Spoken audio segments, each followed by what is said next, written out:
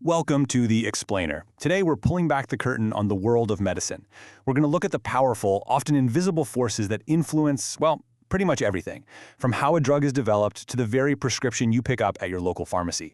So let me ask you a question. What really decides which medicine you take?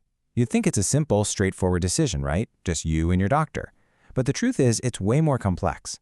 The choice is actually influenced by this huge, intricate system working behind the scenes. To really get our heads around it, we're going to take a journey from the inside out. We'll start with the absolute core, the basic principles of marketing. Then we'll look at the first ripple effect, the patient. And finally, we'll zoom all the way out to see the powerful environmental waves that shape the entire system. So when you hear pharmaceutical marketing, what's the first thing that pops into your head? Probably those TV commercials, right? You know, the ones with happy people playing outside followed by a long list of side effects. But what is it really all about? Well, according to the American Marketing Association, it's not just about selling stuff. At its heart, it's a social process. The real goal is to perfectly match what a company offers with what customers actually need. It's about creating a valuable exchange for everyone involved. A successful marketing effort is kind of a balancing act. It's all about getting these 5 things to line up perfectly. I mean, think about it. The right drug isn't going to help anyone if it's not available when a patient needs it, or if it's priced so high that nobody can afford it. It's about delivering the right solution in the right amount to the right place at the right price and at the exact right time.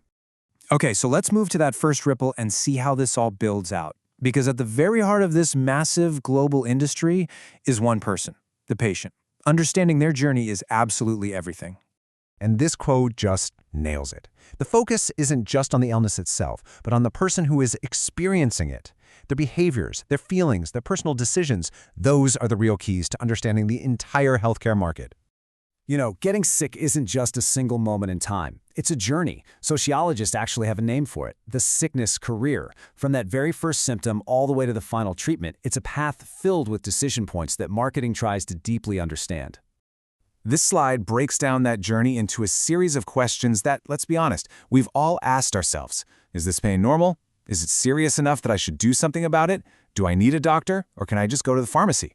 Every single step is a complex and deeply personal decision. Now here's where it gets really crucial. There is often a huge gap between what a patient wants and what they medically need. So, for example, someone might want a quick fix for insomnia, maybe just a sleeping pill. But what they might actually need is treatment for the underlying anxiety that's causing it in the first place. And this is where marketing's ideal role is supposed to come in. Its greatest potential contribution isn't just selling a product, it's bridging that gap, making sure patients get connected to the treatments they truly need, by aligning those needs with what they want. Okay, now we're going to zoom all the way out to those massive environmental forces. These are the outer waves, the really powerful currents that can strain and shape the choices of patients, doctors, and the entire pharmaceutical industry.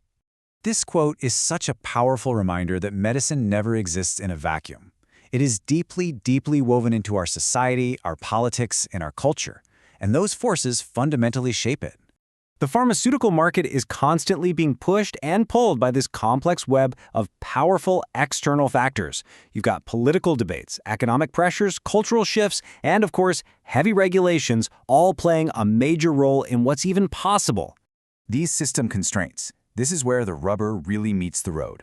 We're talking about the network of rules from your insurance plan, from government programs, from pharmacy benefit managers, all dictating which drugs are covered, which doctors you can see, and what your options truly are.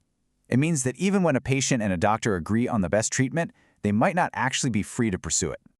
So after peeling back all these layers, from the core ideas of marketing to the patient's own mind and the giant forces of society, what's the big takeaway from this incredibly complex system? It really comes down to this. It's a dynamic interplay. It's a constant negotiation. It's the inner ripple of a single patient's needs bumping up against the powerful outer waves of their social, political, and economic world. And this leaves us with a really provocative final thought from our source material. When the system works the way it's supposed to, when it successfully matches the right patient to the right treatment, is effective marketing actually the key to better health for all of us? It's a question worth thinking about.